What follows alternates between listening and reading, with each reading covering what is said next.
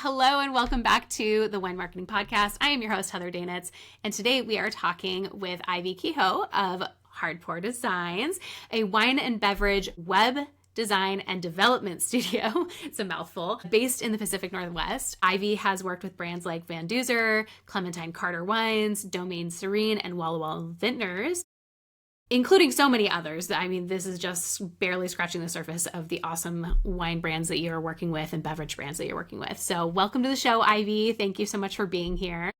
Oh my gosh, I'm so happy. This is a long time coming. I feel like, Yes. we've known each other for years at this point, and we've had discussions about this podcast when we first connected over email. I think I sent you an email after I saw something about websites on like your Instagram stories because you do those so well.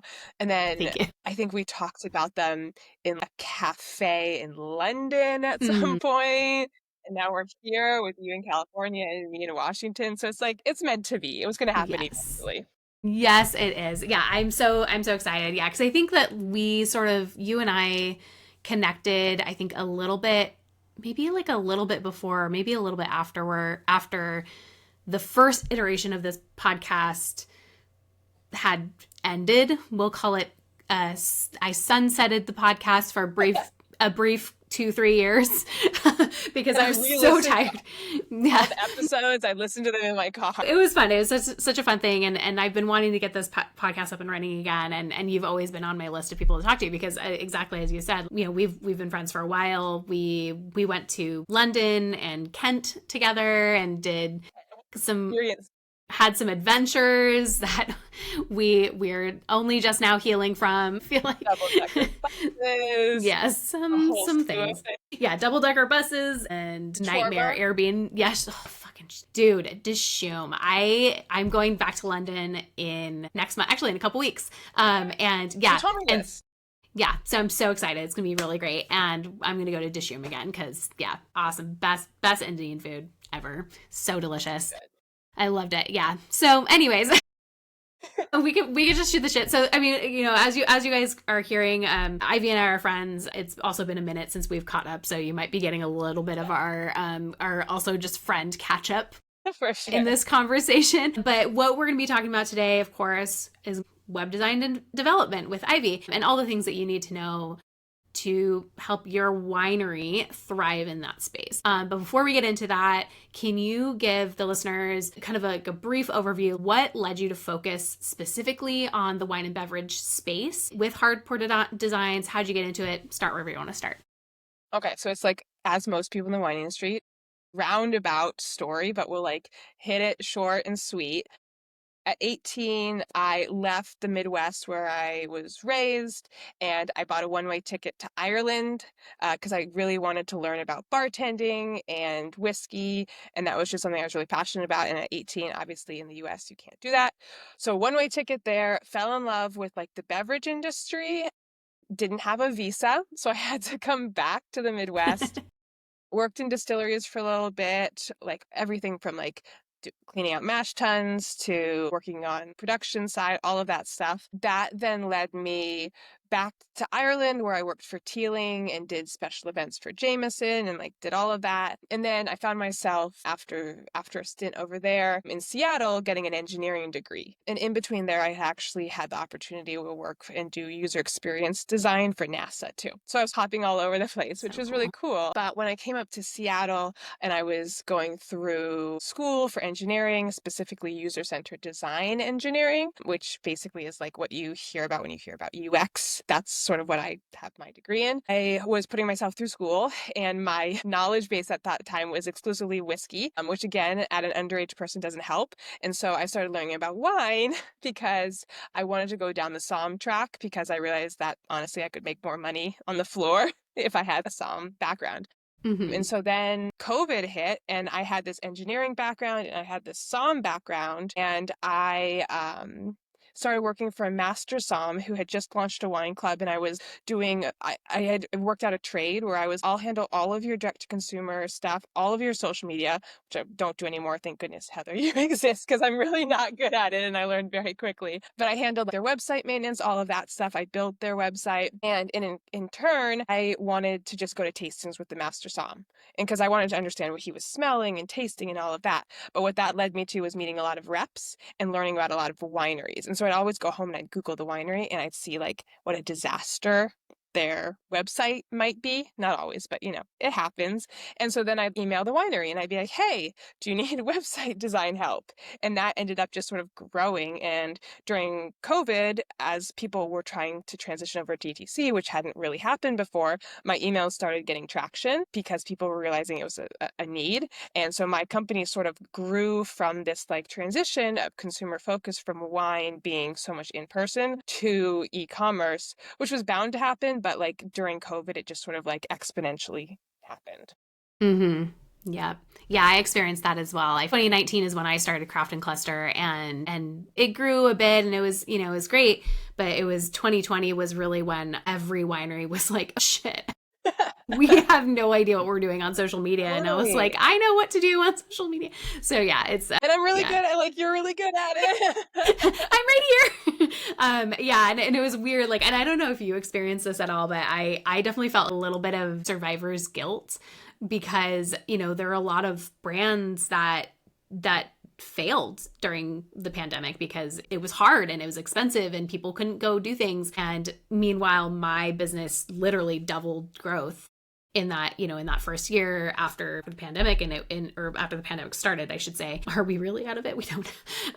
Yeah. So anyways, I don't know if you experienced that as well, but I just definitely was like, I feel bad that I'm doing so well. I like super experienced that. And I actually experienced it on another level too, because up until I'd say 2019, so right about the time you were starting Craft and Cluster, selling online and building wine websites was really tough. Everyone's used to Squarespace and drag and drop capabilities now, 6.5 years later.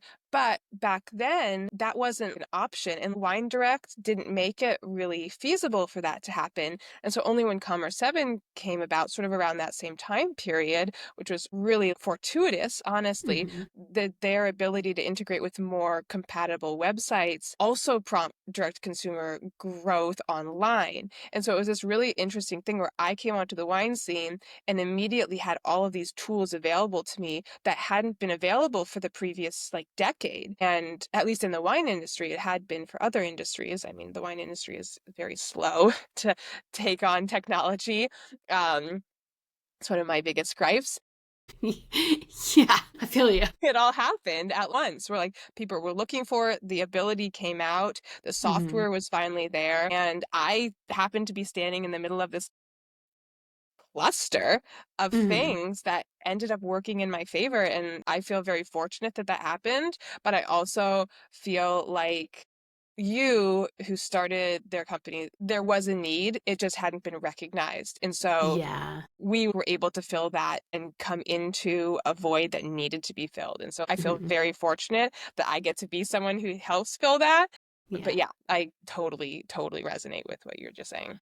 Yeah. It's a wild ride for sure to really understand that. It's just so frustrating. It was so frustrating before being like if you're not on social media or doing something on social media, you're behind. You're behind everyone else, and nobody was getting that.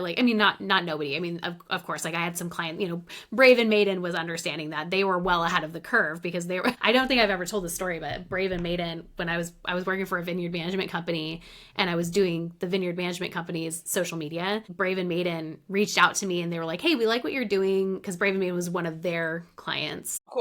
The vineyard management company's clients, and they were like, "Hey, we love what you're doing on their social media. Can you do that for us?" And so when I started Craft and Cluster, they were the first brand I reached out to, and I was like, "Hey, is that something that you're still interested in? Because I started this business and I would love to work with you." And amazing. And so they've been one of my best clients ever since. So cool. So they recognized it, but it was pulling teeth with other brands, particularly really well-established brands that are kind of like stuck in their ways, it was really, really hard to be like, hey, like this can be really beneficial to you. Here's how I would do this and like all this stuff. And then yeah, I feel like the pandemic sort of just like pushed that realization into their brain, or it sort of like made them stop and actually listen, because they were seeing all these other brands taking off on, especially because that was also right around the time that TikTok started taking off. It was like, anyways, long story long, No. what a But time. I think that what you're saying is really interesting, and something I feel too. Like sometimes the most established brands are the ones that are hardest to convince, even though they're the ones that could have the highest growth potential because they already Mm-hmm. have built-in audiences, they have longtime customers, they have all of these things, and they've managed to do it without all of these current things that are at their disposal. So imagine what they would be able to do if they had email marketing that matched their automations, that was branded to their social media, that directed them to the website with a website that functioned. Like, think about how Yeah. much free money they could be making. Seriously. Yeah. I mean, it would be like throwing lighter fluid on a fire, right? It's just Totally. like you would just have this huge explosion of growth. And it's so, Crazy. yeah, that's so right. And I feel like that sort of leads really nicely into one of the questions I wanted to ask you is, Go for it. what are some of the most common mistakes you see wineries making with their websites? So the very first one is I do a lot of website audits, actually. So a lot of people come to me and are like, hey, we're not showing commerce, like our e-commerce in Oregon. Sovo Ship Compliant just put out something that said like most Oregon wineries are showing like 8% of all their GTC sales are happening online. And so less Mm-hmm. than 1 out of every 10 sales, right? Which is sort of crazy. And like that's not uncommon. If that's average, like imagine. So Mm-hmm. it means that something's wrong with your website. Either it's not converting, either it's not built properly, either it's not mobile optimized, like there's major issues happening there, or maybe people just don't know it exists. So the Mm-hmm. very first thing I always tell people in my website audits to like tell me before I get into that, what are the top 3 things that you care people do on your website? Tell me. If you were sitting next to me, what you'd want me to probably buy wine, probably number 1. Number 2 is probably like make a reservation or join the wine club. And then 3 is reservations, events, wine clubs, sort of in that order, right? And Mm-hmm. so is that how your website's organized? Is your homepage organized to sell wine at the top of the website and then let me know what featured wines you've just released as the next section, and then give me a really easy clickable way to see your hours and locations so that I can visit you or make a reservation? So your website should be built as if you're sitting next to every single person so that they can easily see what's going on. Because my number one gripe with winery websites is that they're not e-commerce websites. They're platforms to learn about a winery, which is Mm-hmm. totally fine. But if you want to sell wine online, then you have to transition your website from just a static platform that you don't touch very often to something that's continuously poked and prodded and added to, and have blog posts added to and events added to, and had your homepage banner changed out, all of those things. So to answer your question, number 1, figure out your hierarchy of what you want, and then make sure your homepage and nav menu like reflect that.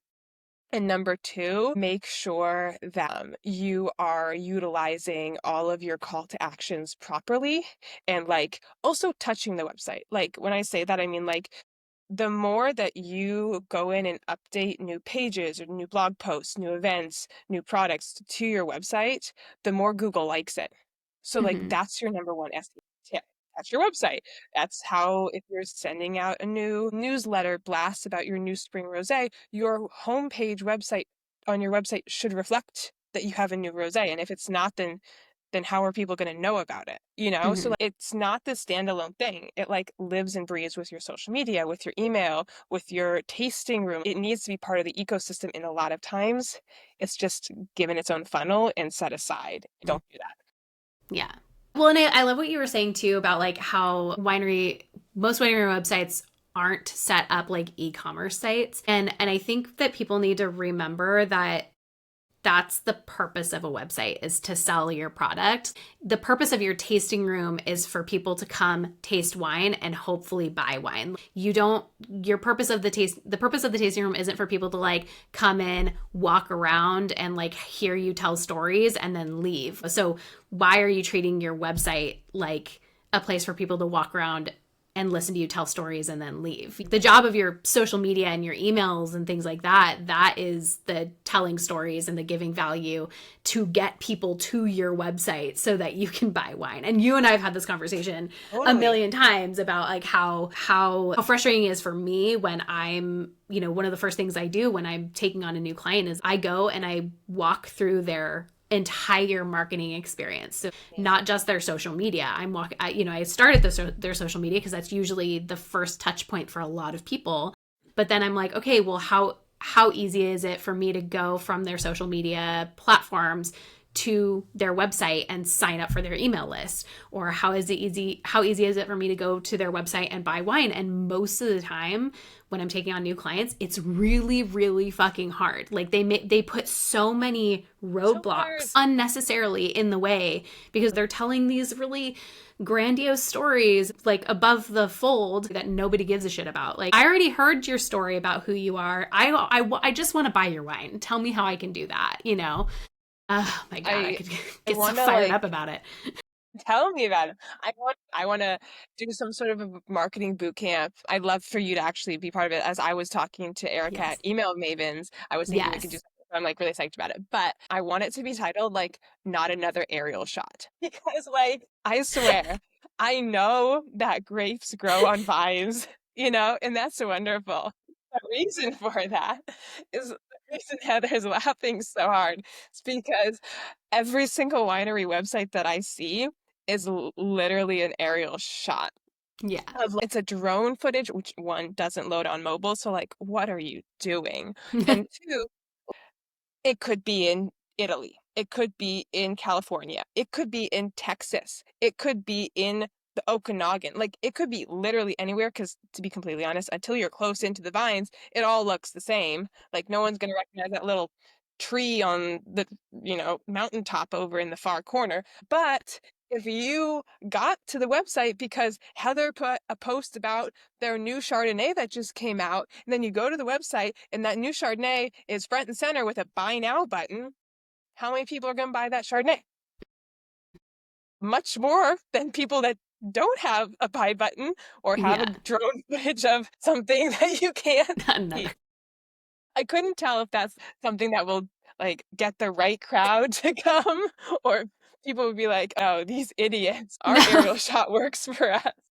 Well, yeah, I don't know. She's definitely not talking about us. It's so funny to me because there's so many cliche shots that as a photographer as well, I get people asking me to do all of the time. I like this one a lot. Yeah, that was exactly the hands holding grapes in the vineyard. Or there's that, and then there's the variation of hands holding dirt in the vineyard. That's the other one that I get asked for a lot. And I'll do them because I'm here to please my clients, right? If you feel really passionately about it, I will do that. And sometimes it looks really fucking cool. And it does further a narrative. But that shot alone is so overdone. It's so cliche. There's another, I think it was DTC Symposium 2024. There was a woman, I forget her name, but she was one of their opening speakers. And she also said something really hysterical. She was like, like guy with dog and truck in the vineyard. And I was like, oh my God, that is every single, and the guy's usually wearing a vest. Right. Work boots. Yeah, exactly. Yeah, wearing their Blundstones, wearing their vest, and then they've got a dog and there's a truck in the vineyard. And it's so funny because like that is such a cliche. I mean, it's a cliche for a reason because like, it's like we all... It's real. Just like it's real. Like, and like here we are laughing about it. And like, to be completely honest, I love a drone shot. I think Yeah. it's great putting a place, but it deserves a different spot than your Mm-hmm. homepage banner. If you want Mm-hmm. that on your about page, great. If you want it on the bottom of your homepage after all of the rest of the content has loaded, great. I'm not here telling you exactly what to put or not put somewhere, but if you're hiring us to do stuff, I want to make sure that your ROI is as high as humanly possible. And to Mm-hmm. do that, we need to focus on what you're doing that's specific and special. And that's not another aerial shot, you know? Yeah. Not another aerial shot. Not another aerial shot. It's a release, it's an event, it's all of these things that make you special, or like the winemaker's birthday bash, or something Mm-hmm. really cool. It doesn't have to be come join us. It doesn't have to be a selling thing. You talk Mm-hmm. about all the time, like, don't always sell to your consumers. Yeah, don't do it on your website either, but include them and let Yeah. them know what's happening. Yeah, yeah, absolutely. What would you say are some non-negotiables on a website? I mean, we sort of briefly touched on this in the last question, but yeah, what would you say are some non-negotiables for a winery I would website? I would say, especially with the what's happening with the WineDirect Commerce7 situation, acquisition, not Mm-hmm. consolidation. Commerce7 acquired the SaaS division of WineDirect very clearly. You should not have a subdomain be your shop page. And what that means, a subdomain, is like you guys have all seen, say it's like hardpourdesigns.com, but then when you click shop, then the URL changes and maybe the nav bar looks a little different and it goes to shop.hardpourdesigns.com. Mm-hmm. Like that's a subdomain. And that means it's being hosted or it lives on a different platform than your main website. And so traditionally that was done if like you couldn't fully integrate your e-commerce. But the issue with that is that Google doesn't fully recognize that it's like part of your website, right? Because it's like a Mm-hmm. sub part of your website. And so that becomes the number one thing that you need to invest in, which is your shopping experience. Google doesn't even recognize is part of your website. And so like my number one thing for like things to have on your website is like your shop page, which sounds Mm-hmm. ridiculous, but that's like a lot of times what older wineries, especially more established wineries, haven't always done. And so Mm-hmm. that would be that. And then the second thing that I would say is a non-negotiable on a website is actually before all of this. Mm-hmm. I think of websites a lot of times like houses. So you would never just break ground on a house and start building it. You'd go through architecture, you build a blueprint, you figure out where you want things to go, you figure out why you want things to go there. Then you get to start designing it and building the walls and stuff.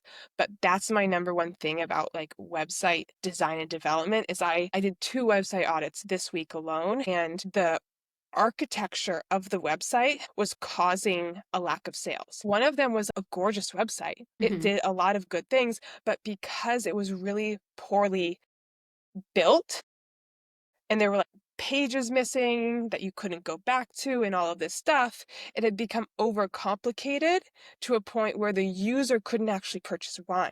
Mm-hmm. So I would say make sure that you go through every single page with your team, with your designer, developer, if you're doing a new website, all of that stuff from the ground up, talk through it and be like, hey, my number one goals for this website are A, B, C, and D. This is my user group. This is who's buying wine from me. This is who I'm aiming for. This is how I want to attract them. And I want to build each page with purpose, similar to how you wouldn't put a sink in the middle of your bathroom, you put it on a wall, right? Mm-hmm. It's the same thing with the website, right? You want to make sure that the experience that someone has is thought out from start to end. Does that Mm-hmm. make sense? Yeah, it totally does. It Yeah. totally does. So that would be like my thing. Yeah. Well, to kind of just to clarify, going Yes, back yes, to yes. your first point was, so when you say, so instead of having it say like shop.awesomewinery.com, you'd want it to say awesomewinery.com/shop, Totally. right? Is Yes. that Thank you for okay? clarifying. Yeah. Yes, exactly. Exactly. No, no, I really Just want to appreciate make that. sure I'm understanding. No, yes, totally. And I love looking at Nike, Adidas, Anthro, even Amazon. They all are causing the shopping experience to happen on their main domain, Mm-hmm. awesomewines.com. And that's what you want to, because that's what does best for SEO and also just like overall purchase. That's really interesting. I didn't know that because I definitely have like a like a shop dot Craft and Cluster or whatever. Like, yeah. It, Or it it's makes sense. photos.craft and cluster, but Right, but that makes sense because you're probably selling with an external e-commerce that's yeah. different, right? Whereas Yeah. now we're saying we can do full integrations for wineries, Right. and so they should be doing that. They should be doing that. Okay. Well, that's good. Okay. Well, you just mentioned something that I would love to kind of get your opinion on too, is what are some things that wineries can learn from non-wine brands for their web experience? I just gave a talk literally about this on Friday on Commerce7. I went to Commerce7 Partner Day, and my fourth slide was we should be looking at non-wine industry people, Yeah. which is awesome. So I'm happy to talk about this. The major things that I would say the wine industry has not really delved into and has a huge opportunity for growth are things like subscriptions, Mm-hmm. loyalty points, and referrals. So Mm-hmm. these are things like if your e-commerce is set up and it's working for you, this is like the bonus material that you guys should be investing in, right? Yeah. Subdomains are for like starter points, and then these are 3 points. Or like, you've done that, great. Yeah. Here's It's the like little three magic pixie level up. dust on top. Right, exactly. So we're going to start with subscription models. Mm-hmm. And how they're different than clubs. So what's really interesting about the wine industry is that wine clubs are something that wineries have done for forever, and it's their number one customer base that they look to and all of that stuff, right? And traditionally, wine clubs launched, I'm going to make this overgeneralization, but twice a year, once in the spring and once in the fall, and they were to celebrate new vintages that were going out or things like that, right? So that's traditionally how wineries have had a cycle of selling. Mm-hmm. That works because wine is on a cycle, right? You get through the cellaring process, or you get past the hot weather, and then you can ship as needed, right? Mm-hmm. So non-wine brands don't have to deal with that, right? They're not on a cycle, right? Other products don't have a full year-long cycle. And so what other brands do is they say, hey, do you want our product monthly, right? So like Mm-hmm. Chewy is a Yeah. great dog food brand, right? They're like, hey, you're probably going to run out of dog food around the same time. We'll ship it to your door every month.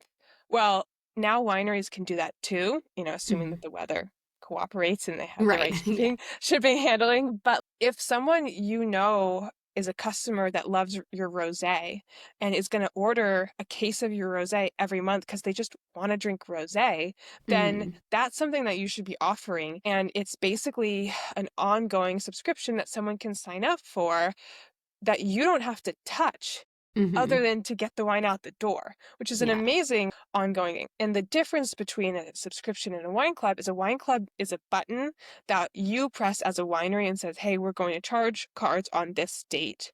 Whereas a subscription is ongoing. So I Mm-hmm. could sign up for it on the 7th of the month, and you could sign up for your different subscription on the 21st of every month, and I'll get charged on the 7th of every month or every Mm-hmm. 2 months or whatever, and you'll get charged on the 21st. So it's a rolling income that a winery can continue to make Mm-hmm. versus the wine club, which is batched Yeah. twice, 3 times, 4 times a year, however they do that. Yeah. Yeah. I love that because I just had that conversation with Maggie Tillman at Alta Colina because they are experimenting with a subscription club right now. They call it their subscription, which is just so cute. Love. I love a good pun. And yeah, and she was saying because I guess Commerce7 has that feature sort of built into their program. She was like, we know that there is a market there for it. We know that it can work. Mhm. They're just sort of going through the growing pains of making it work within their own, sphere of their world. And so, yeah, so I love that. I love this conversation because I also think that subscriptions are a really smart idea, particularly, and again, I've like mentioned this a bunch. So for the listeners, you've already heard this before, but I think it's a really smart idea for folks who are not local and who maybe can't take advantage of like traditional wine club perks of like complimentary tastings, wine club pickup parties, that kind of stuff, and then maybe also for folks who know a specific wine that they like from you, like I know I always like your rosé, or I know I always like your Chenin Blanc or whatever, then I'm gonna just get this every single month because I always want to have that on hand, because I know for my own personal use I have so much red wine in here and I'm not going to drink it all. Like I can't give this wine away fast enough, but I cannot keep enough Chenin Blanc, Rosé. I can't keep enough crispy white wines in because I buy them and they're gone that night. So Totally. yeah, so like I would love something like that where I can just know that I'm going to get one of my favorite wines delivered to me on a regular basis that I can just like stick in my fridge and then pull out when every week I can have access to this really awesome wine that I love. So yeah, or like maybe like a series of wines. So I think the way that Alta Colina has their setup is they're all of their drink now, like ready to drink now wines. So they're crispy whites, they're like kind of chillable reds, those kinds of varieties, but they send them out. I think it's because her goal, she said, she was like, my goal is to make sure that every single person has great wine that they can drink on a weekday, and I'm just like, what a beautiful, beautiful thing to want for the world. Amazing. Everyone has access to really great wine at all times. So, okay. So you said subscriptions was one of them. I one more comment there. Yes. I also think subscriptions speak to a different demographic. So we keep having this conversation that's like, oh, millennials and Gen Zs aren't purchasing wine. Well, number one, there was an article that went out in Wine Enthusiast last week that said millennials actually have a higher bottle price purchase than boomers. So boomers actually say they buy more expensive wine, but in reality, millennials actually buy more expensive wine. So FYI. Exactly. And two, Gen Z isn't all even 21. So of course they're not buying wine. Oh my God. The same rate. You are hitting the nail on the head. This is the hill I will die on. I'm actually considered Gen Z, but a lot of people I work with are marketing directors and they're all considered millennials. And both of these two generations that I'm talking about right now are very used to subscription models. Mm-hmm. I'm used to having things come to my door and know that I like a brand and just expect it to be there at my fingertips. And so if we're trying to talk to a demographic that the wine industry is sort of ignoring or even like looking down on, maybe we're not doing a good job marketing to them in the ways that they want to be marketed to or are used to be marketed to. Yeah. Yeah. Never underestimate the value of convenience for Gen Z and millennials. And I also I just went really quick. I want to give a shout out to Gen X. We are not forgetting about you. You also like subscriptions, but maybe a little less than millennials and 100%, Gen Z. 100%. Yeah. We adore you. Thank you for keeping the wine clubs going strong. Exactly. Thank you, Gen X. You are the unsung heroes of the wine world for sure. So I had to say that because I was at a conference and there was a guy that was like, the thing that he was getting all hot under the collar about was, he was like, I'm Gen X. I am your ideal target demographic. I like wine. I have disposable income. And he was getting so intense about it. And I was like, I need to have you on my podcast because this is the exact conversation we should be having. Is we shouldn't forget about Gen X. They are wonderful. Yeah. And I think somebody else I was talking to, oh my gosh, I wish I could remember who it was. This is a fun little tangent for us to go off on, but they were saying we should never be marketing to a generation, as in you should never be marketing to like millennials or Gen X or whatever. You should be marketing to an age group because like millennials aren't always going to be in their 30s and 40s. Every day we get older. And so, yeah, and our income, our livelihood situation, I mean, it's helpful to understand sort of the psychology behind each generation. Gen Z grew up with social media. Like they've never, most Gen Z they're not all kids. Most Gen Z folks have never lived in a world without social media or without the internet. Whereas like some of the older millennials and Gen X, we grew up in this time where we were coming of age as the internet was being invented. Like I'm older than Google, so, that's a really interesting thing to remember is that like, yes, we need to understand their psychology, but we also need to not be like, we're marketing to Gen Z. Like, hey, you're marketing to 21 to like 30-year-olds. Say that. 100%. When you go through like a new client social media audit, do you ask them like what demographic they're like? Because I ask who your demographic that you're marketing to is for when I do a website redesign. Yeah. Do you do that too?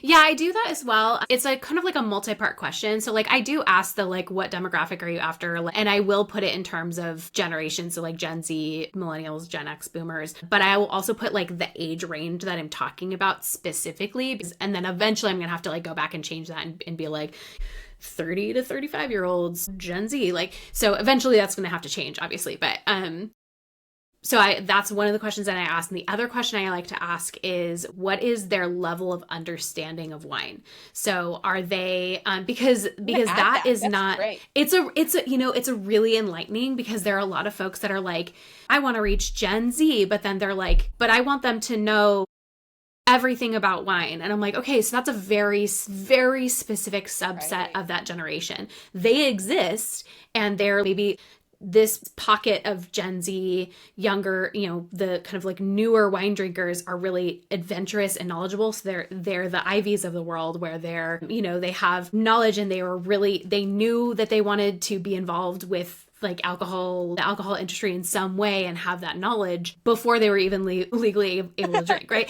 So like, or in the United States, I should say, you were legally able to drink in Ireland. But yeah, so that's one of the questions I ask because that's also really, really enlightening. Because then there's also people that are like, we want to reach boomers, but then they're like, but we want to reach new wine drinkers. And I'm like, okay, that is also a very specific subset of people. For sure.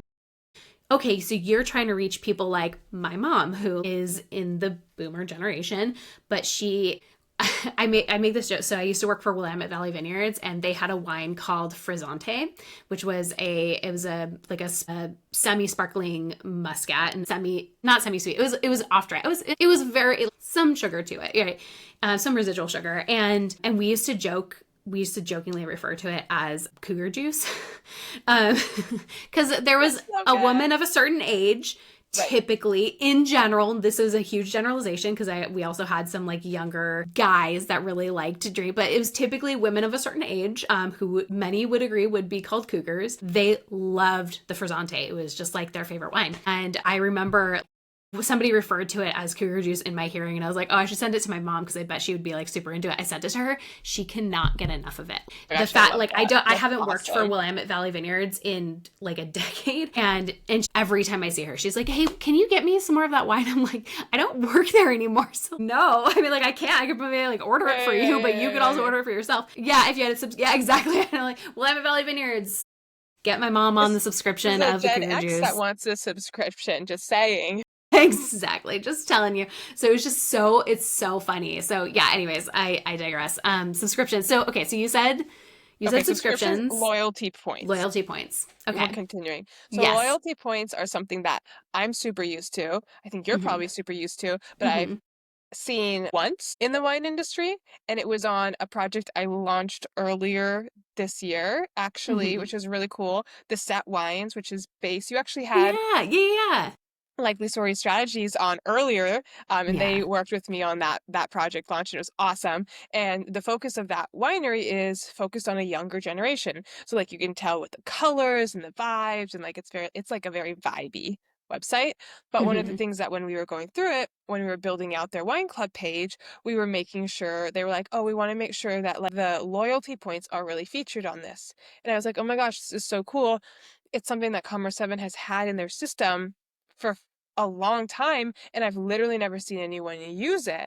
And it's this like really cool thing. It's like, best way to describe it is like Sephora, Ulta, all of these other places. Like if you buy, you get X number of points, and then you can redeem the points for a discount or free shipping or a birthday gift or all of these things, right? And it's something that I'm really used to, and it actually creates a huge amount of customer loyalty. Like I don't wear a lot of makeup, but I have friends who do, and they're like, oh yeah, I'm not an Ulta girl, I'm a Sephora girl because I have my points with them. And so if I'm going to go get a new lip gloss, it's going to be at Sephora because it's my birthday month and I get XYZ with my points, or whatever.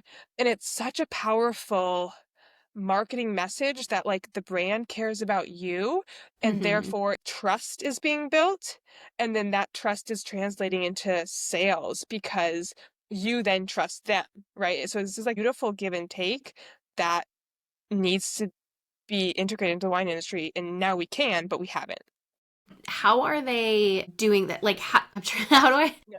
I don't know Go how for to it. ask this question. How is this at? How are they like, what's the reward point? Like, what do the reward points do? Like, what can you redeem them for? I guess is the Yeah, so question. I'm gonna make sure, like, don't quote me on this because, like, I built the website like a month ago. So, like, but the reward points and the amount of points you get is based off of the type of wine club you're in.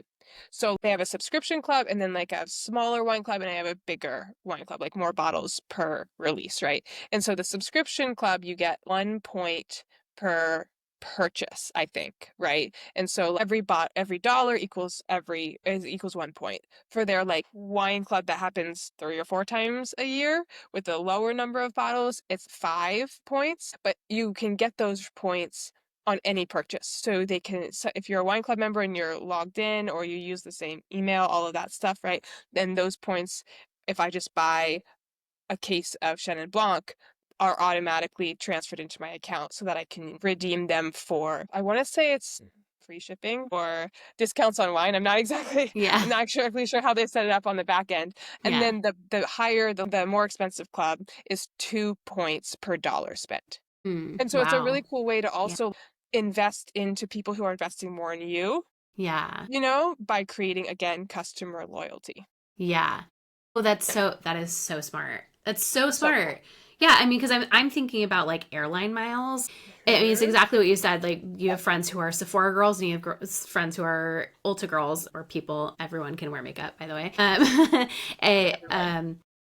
Yeah, it's like I think about airline miles. Like, I went because I have a bunch of points with Delta, and for my upcoming trip to London, Yeah, I went out of my way to buy Delta tickets so that I can build up more points with totally. them versus like, jumping from airline to airline and all that. So it does create so much more loyalty and so much more. Yeah, and they do, I believe they have different tiers of like, however many points you get per year or whatever.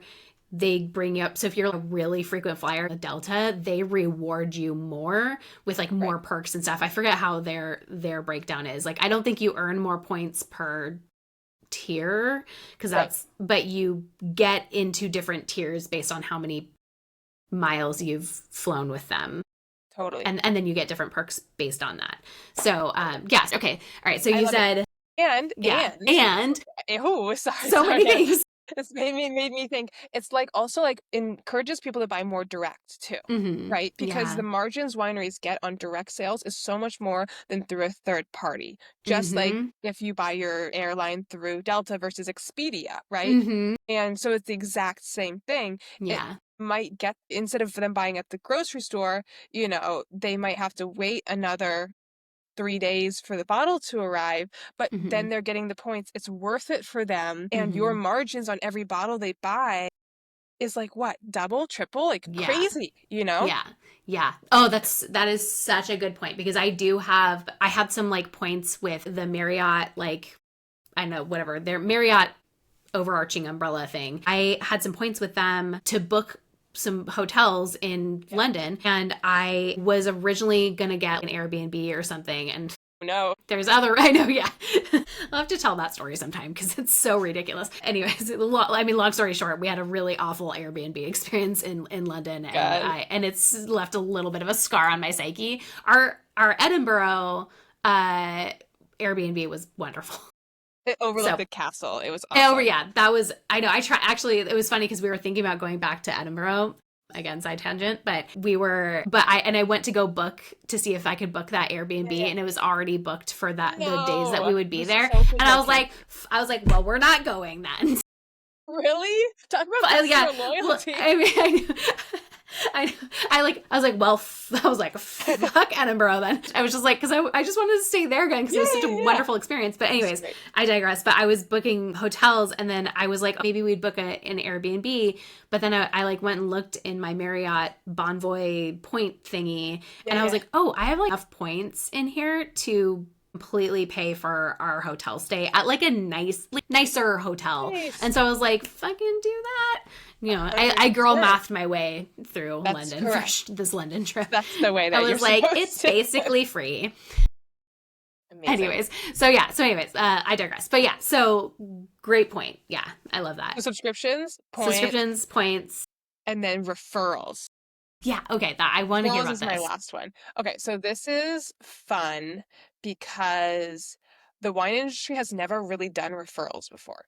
And it's like not actually something Commerce7 has natively built in their platform, but what they do is they work with a lot of different developers and software companies to have apps that do certain things. So you can have like Shippo app, or you can have Sovos app, or you can have a referrals app. And so there's this really cool team that's based out of Toronto that I always like to give a shout out to called awesome.wine, and they do awesome referrals, and they're through the Commerce7 like app store.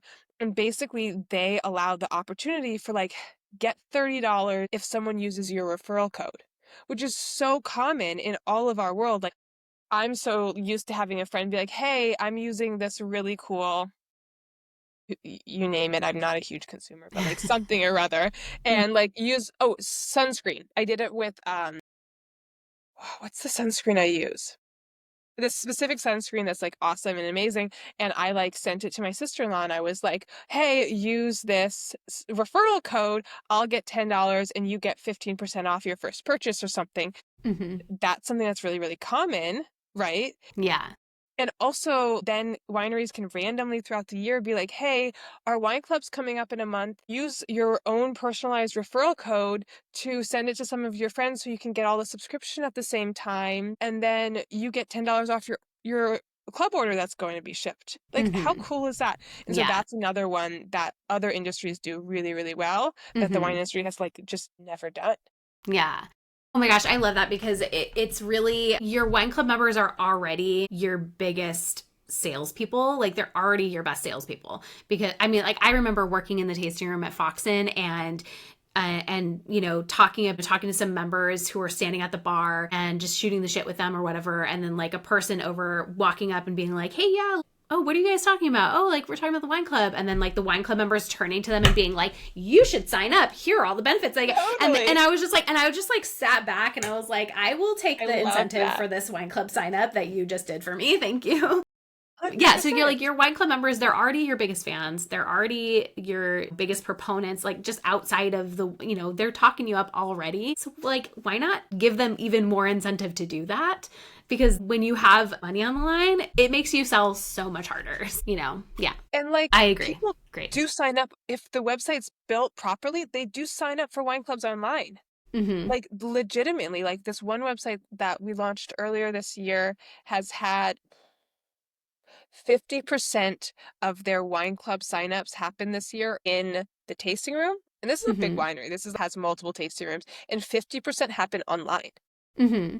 Like it's 50-50, That's like 50, crazy. which is Yeah. amazing. Yeah, that's I feel like that's unheard of. Like I don't think It's I've ever unheard heard of of. that. It's pretty crazy. Yeah. They have a couple that are like bound or whatever channel that counts, but we're gonna ignore that. There's two out of all of the people, but it's awesome because that means that if that 50% that signed up online could be so much higher Mm-hmm. if the referrals were also pushing, and they haven't sent out a single mailing list newsletter about becoming a new club member. They haven't sent out a social media post. Like it's organically Mm-hmm. 50% because the website is user friendly, encourages wine club signups.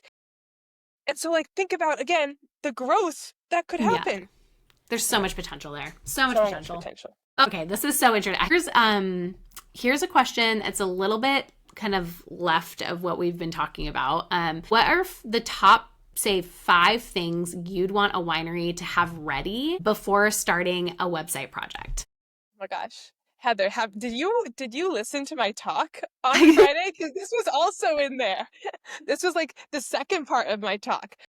Okay, so it's this really cool thing. The talk I gave was with Angela from Fresh Take Creative, and I Mm-hmm. want to like give her credits because she put together a roadmap for like success when you're a winery in the marketing world. It was a 6-step roadmap. So step 1 was brand values. And Mm-hmm. that's the first thing that I want a brand to have. I don't want a logo. I don't want a label. I don't want a photo. The very first thing I want you to bring to the table is information about who you are. I Mm-hmm. want to know your mission. I want to know why you're a winery. I want to know why you're located where you are. I want to know how you got started. I want to know how you talk to your customers. I want to know how you write your copy. I want to know if you use emojis. I want to, like, that's what I want to know. Like, Mm-hmm. that's number one. Number two is I want to, on the brand roadmap, is I want to know how you use your visuals. And Mm-hmm. this is where like your amazing specialties come in. I want to know, I want photos, like up to date, high quality, professional photos. That Mm-hmm. is the Mm-hmm. number one, after you've invested in who you are, the number one most amazing marketing thing that you could possibly do. Like, go hire Heather and get photos like right now. Like, Yes, please. if you're listening to this, please just like book her photo shoot, because it's going to last you for years to come. It's going to be like the Mm-hmm. most powerful thing. My websites don't sell wine. Social media doesn't sell wine. It's visual things sell wine. People like Mm-hmm. people. That's what they gravitate towards. And so pictures are like number one.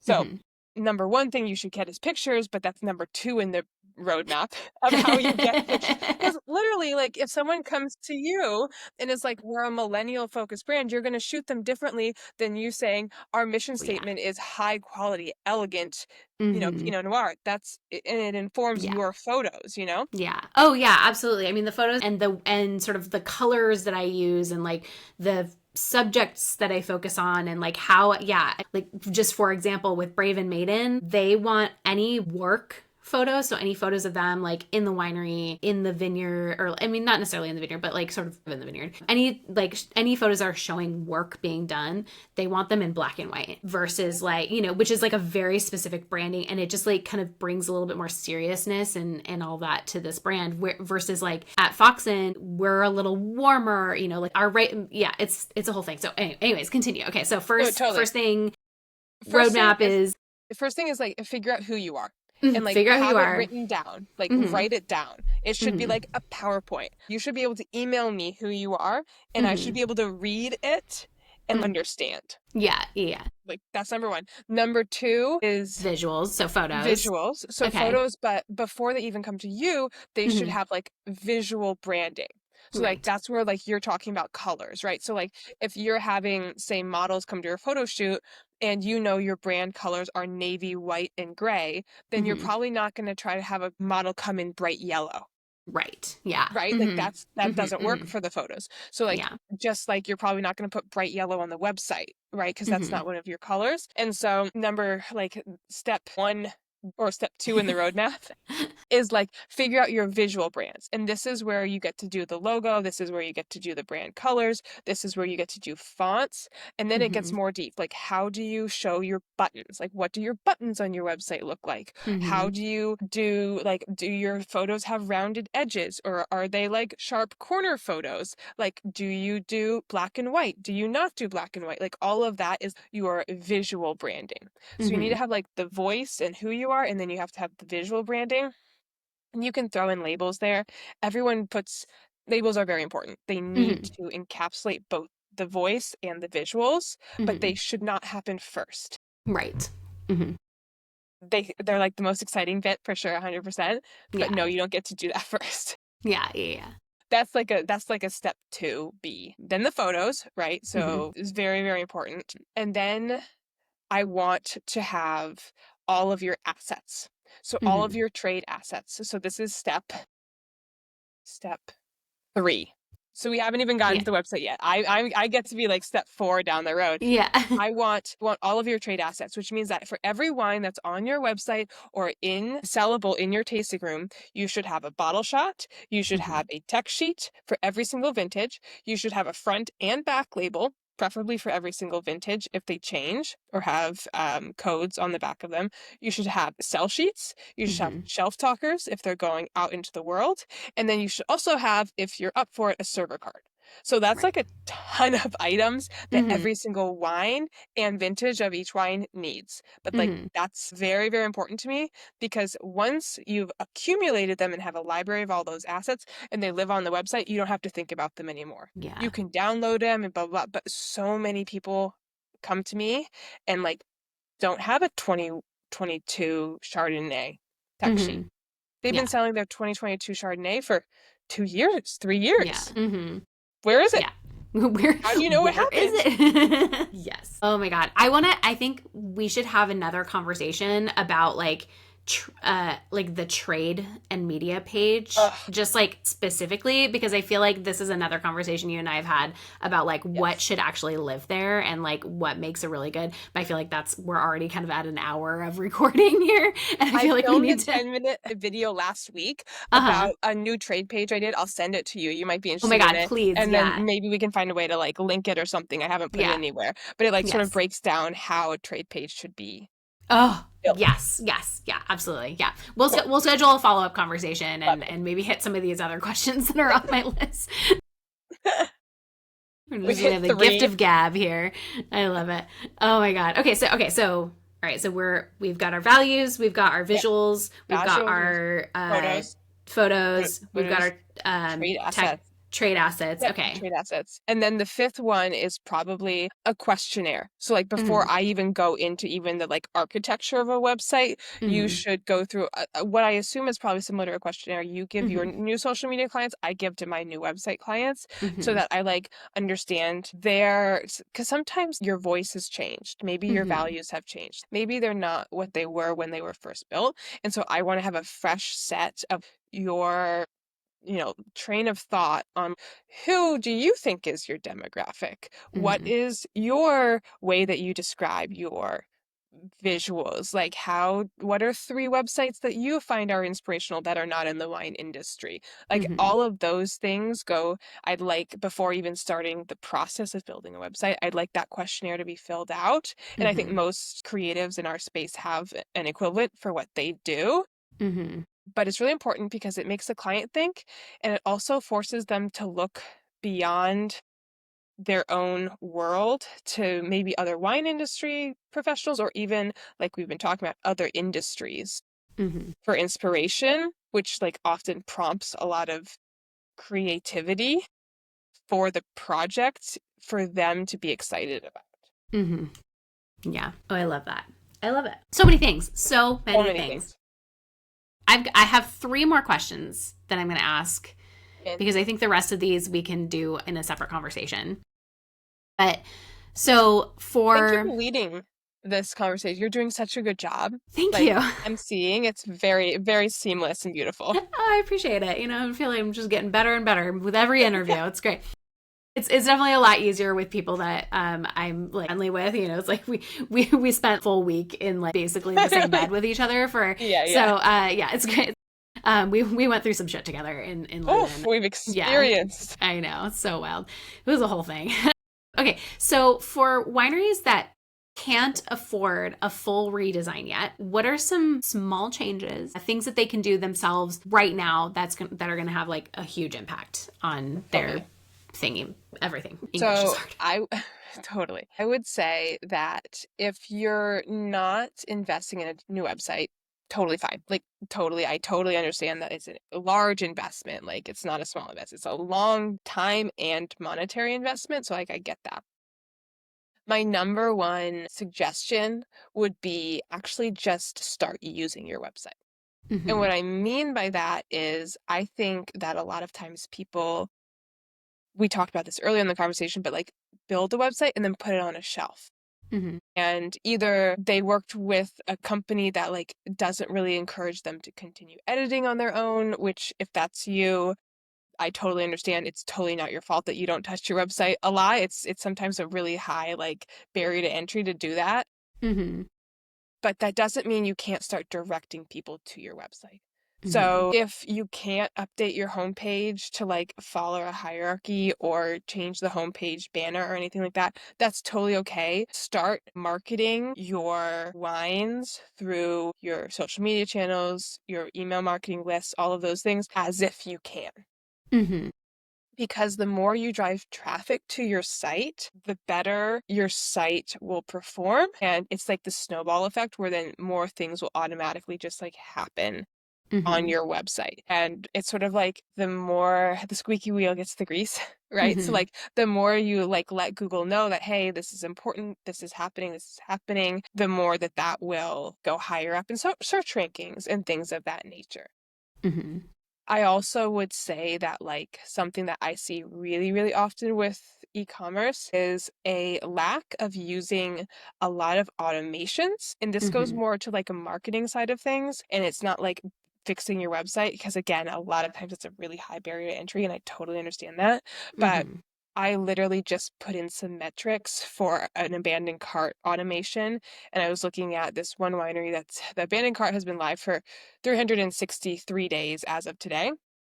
And they've had thousands of dollars come in automatically from that automation. It's built customer trust and actually created 3 different wine club members through that abandoned cart journey too, which is Wow. really Yeah. cool. And it has a 75% open rate, which is Wow. That is awesome. gigantic. Holy It's smokes. huge. And it's That's like so the big. it's huge. And it's the most basic. It's like abandoned cart is created and then one arrow and then it's like email is sent.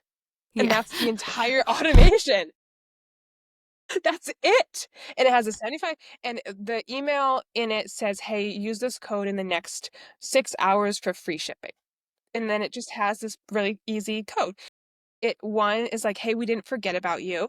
Mm-hmm. Two, we want you to be here and we're giving you something extra so that you are here.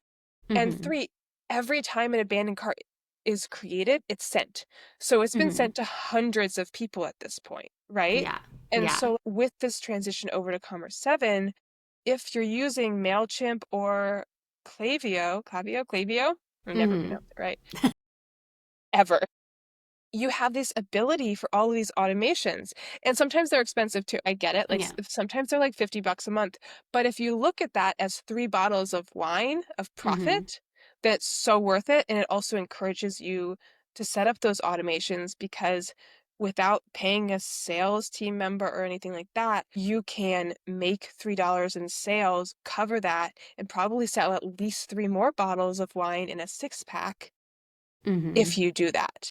And Yeah. if you do it for abandoned carts, if you do it for purchasers that haven't bought from you in the last 3 months, if you do it with wine club members who have purchased more than $1,000 from you and have purchased in the last 2 months, you can build all of these awesome segments that then do all of this work for you Mm-hmm. without you having to do any other stuff than just set it up. And then it drives traffic to the website, and then you don't have to touch the website, but you're selling DTC through your website Mm-hmm. without having to invest in a website redesign. And then maybe all that profit goes into a little bucket so that you can invest in a website redesign, you know? Yeah. Agreed. Yeah. I mean, those abandoned cart emails are so important because there have been times that I mean, it's like just in my own buying journey, shopping journey is I'll be maybe what I'm doing is I see something on social media and I go to their website and I like start shopping and I find something I really like, add it to cart or whatever, and then I close out because it's like in social media and I want to go do other stuff on social media, or like it's really hard to buy. That's a whole other conversation, is like the mobile Totally. experience is really shitty. But then like I'll be looking at my emails later and I get an email about an abandoned cart and I'm like, oh yeah, I was buying socks from Bombas and I would like to actually purchase them. And Totally. so that abandoned, I mean, it worked on me. It works on me all like pretty much every time. Uh, Totally. 60% of the time, every time it works. And if you do So, it even more complicated, if then you have like a opens but doesn't like purchase, which is mhm. all of these things are easily tracked, then you Mm-hmm. send another email. And then that purchase rate, that open rate Like, is looks like you were also interested in this thing. right. Yeah. I mean, So smart. so Yeah. smart. Yeah. It's great. I love that. And just like as a reminder for everyone who's like, but maybe those emails intrusive. It's like, no, they gave you their email for whatever reason. Maybe you had like a 10% off something or other. They gave you their email, so they're opting in. And if they didn't want to receive it, they'll opt out. It's as Yeah. simple as that. They'll tell you if they don't want to hear from you anymore. Like, trust But me. out of that one we were talking about, hundreds of people got it, 2 people opted out. Yeah. That's fine. That's Yeah. great. Please do that. Great. We didn't want you here anyways. Exactly. I love it. Yeah. Okay, that's great. That's really useful. Okay, so oh yeah, okay. Let's do like a quick conversation. Hopefully it's quick because again, we're getting up there in time. Sorry. No, don't ever apologize for yapping with me because I lead the pack on that. My question is What should wineries know about integrating their website with POS and e-commerce systems, and kind of like what should we know about this acquisition that's going on with WineDirect and Commerce7? Like, what are some of like quick facts that we should know and things that we should pay attention to? Oh, the quick facts are that from my perspective, this is going to really support a lot of DTC stuff that wasn't Hmm. necessarily possible solely because Commerce7 does move really fast. And so with that, they're able to do more product releases on a higher scale, quicker rate, all of that stuff. And so it'll be really, really cool to see continued evolution so that we are able to keep growing that channel and add things, three things we talked about, and then even more, right? So I think that's really cool. The really interesting thing that um, I I think you shouldn't sleep on is all of the fantastic internal customer tags that are possible with Commerce7. And Hmm. what I mean by that is that it's similar to what we just talked about with abandoned cart. Like that's like a tag, right? This person tried to purchase at this point, but didn't get through the thing. And so then they're like in the system, it's noted. But on Friday, I was up in Vancouver talking at a Commerce7 Partners Day symposium. And it was really interesting because the things that they were talking about was now on the POS, all of the tags that are on the back end of the system are going to start showing up. So you're going to be able to Mm. see lifetime value that the customer is. You're going to see how long they are a club member. You're going to be able to see where they're from. You're going to be able to add notes like this person's a Mariners fan or this person really likes the Foreigners, and all of these things that then you can like transition over into data that to sell to your customers in a really like personalized way. And so that Hmm. would be something that I would say is really cool and really, really beneficial. And it doesn't matter if you're a big winery or a small winery, and something that you can capitalize on. Because if I come to your winery and they're like, oh my gosh, Ivy, it's so great to see you. We actually had someone from Indiana come in last week and we thought of you. Oh my gosh, am I going to come back? Yeah, totally. I'm going to come back, you Hmm. know? Whereas if they're like, oh, have you been with us before? Hmm. There's a Yeah. difference, right? Hmm. And so that would be something to note. The other thing to really note is that Commerce7 has a really cool tastings and reservation system that's built in. So that's not something WineDirect necessarily had built. So that's why a lot of people use Talk or Right. right. And so that was like a huge thing, or eSeller, they're like, or Seller Pass, excuse me. They had like integrations with different reservation systems because it was really hard to like do that, especially if a winery had a more robust kitchen, right? Then you're trying Hmm. to deal with tickets and all of that. Yeah. And that all can be integrated now, which is Wow. really cool because that sometimes costs hundreds of dollars a month in reservation systems alone, and they Hmm. didn't always fully integrate properly with those other systems. Like they'd come in as an order instead of coming in as a reservation. And so like Mm. now that it's all sort of native, someone can be on your website, have purchased wine from you, be logged in as a club member, go in to your reservations page, make a reservation, have the price show the club member price, have that go through the system, have that Hmm. show up on the POS as a club member. XYZ is coming in with six friends. Last time they came here, they ate charcuterie. Hmm. And like think about that customer Oh my journey that God. you have Yeah. now available, you know? Yeah. That's going to make the customers feel so special too, that you have all this information about them when they come in. Cause yeah, that's really, really hard to replicate at scale, Yes. especially when you have so many people working in tasting rooms. It's Yes. hard, maybe new people are coming in and they don't know a regular when they say, but having that information at your fingertips, oh my gosh, that's going to be so important, so invaluable. I love that. Oh my gosh. So what you're saying, if I'm understanding you correctly, is that Commerce7 has all this built in. So we could potentially be doing away with our with talk or seller pass, right? We Yep. could just do everything. It's like a one-stop shop. Right. Oh my gosh. So I'm really excited about that. I love this. I love this for all of us. That's so cool. That's Yeah, so and cool. Commerce7's done a lot of work in the last year and a half. They don't pay me to do any of this. I like working with the best Yeah, you're systems just on, yeah. and like I think they do a really good job.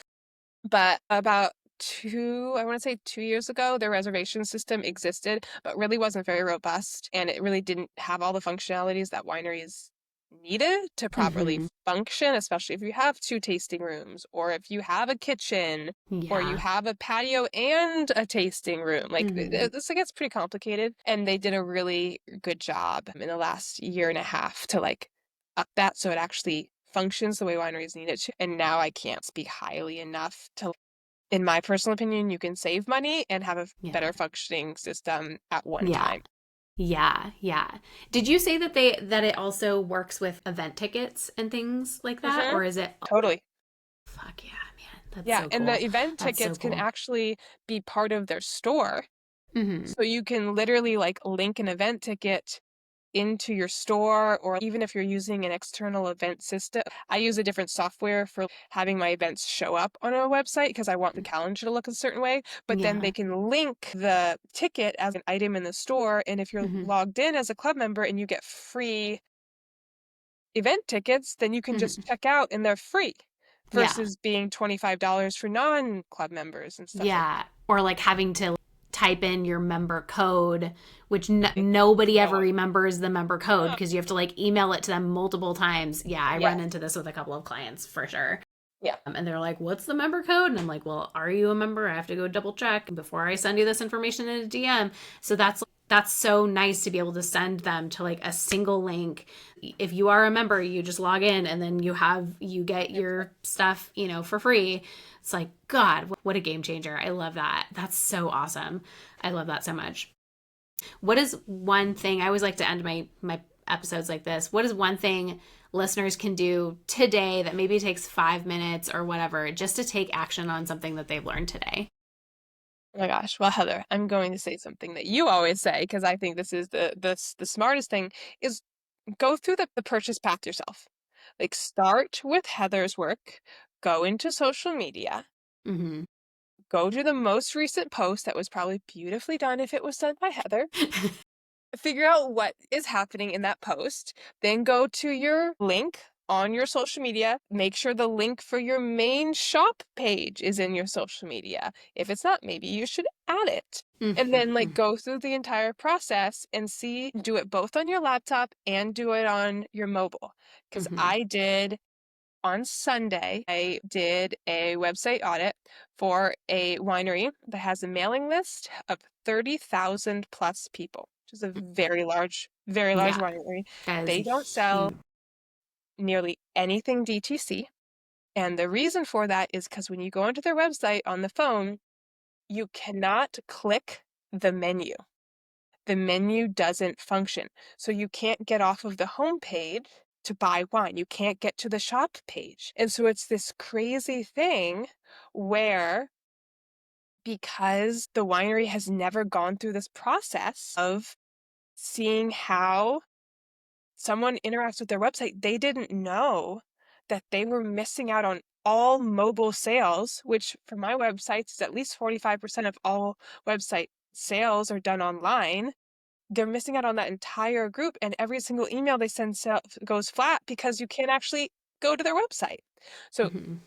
PSA, go check out your website, start on social media, go through the whole thing, meaning like place an order, see what that order confirmation email looks like, and if it's in your brand colors, and if it goes to spam, because if it goes to Mm-hmm. spam, it's going to everyone else's spam too. Like do the Yeah. whole thing, sign up and become a club member, and then you'll have learned something, I promise. Even if it's like a Yes. little thing, you'll have learned something. Yes. Yeah. I couldn't agree more. Such an important process. And yeah, I feel like people, I mean, I think Tamara and Katie have likely started strategies. Like they also mentioned like doing an audit of your whole experience and doing a brand audit and all the things. Sorry, my dog is like So cute. this is Jackson, by the way, for anyone who's watching on YouTube. Jeez Louise. It's almost dinner time, so he's feeling very needy. But anyways, yeah, this is something I feel like we all as marketers do all the time is we're constantly auditing every single thing that we're doing, and we're doing it quarterly or monthly or weekly. I think weekly is a little too much, but like doing it at least quarterly, I think is really important. And yeah, I couldn't agree more. It's just being aware of like the roadblocks that you may not be even aware are existing. So like maybe something that worked, in Q1, for some reason there's like a broken link, or like maybe there's like a weird discount that's still showing up from Valentine's Day that you're showing on your website or whatever, or even in your Instagram links, and you just don't know because you weren't looking at it. And so Totally. regularly going through and auditing your experiences and trying to experience something like a customer as best as you can too. Okay, Ivy, this was wonderful. We talked much longer than we thought, which we should have known. We should have known we were going to do this. How can people find you? How can they hire you? All of the things. Do you have anything that you want to focus on or send them to? Yeah. You can find me on Instagram at Hardpour, like pouring a beverage, designs, hardpourdesigns.com. And then if you guys want to hire, we do free website discovery calls. We're also doing free WineDirect to Commerce7 discovery calls. So if you are confused or you have your own website developer that you like working with, but you just like want to understand what that means for you, you can hop on, book a call with us. They're 30 minutes and like we'll just go through your website. I'll look at the back end of your code and be like, how easy is this going to switch over to Commerce7? All of that stuff. And then website audits. We talked about it a couple of times too, but if you're not ready for like a full website redesign, but you just want someone to be like, this is why you're maybe not converting the way that you could for your website, we're doing those too. And that you can book through our website as well. And they're a really good way to like not invest thousands and thousands and thousands of dollars in a full website redesign, but know what like might be something that you want to start working on or picking away at, or you can do in-house. Just having someone look at the website really helps. Yeah. Yeah, I love that. Oh my gosh. I'll put all of that in the show notes. Thank you so much, Ivy. We're definitely going to have you back on the podcast in the very near future because we have so many more things that we can talk about. Forever. You are the best. Thank you so much. You are the best. Thank you. Awesome. All right, friends, if you want to see the show notes, you can go to winemarketingfieldguide.com/podcast and you'll see all of our past episodes there, all of the things. Remember to like and subscribe on YouTube or wherever you are listening, and we'll see you next time. Okay, love you. Bye.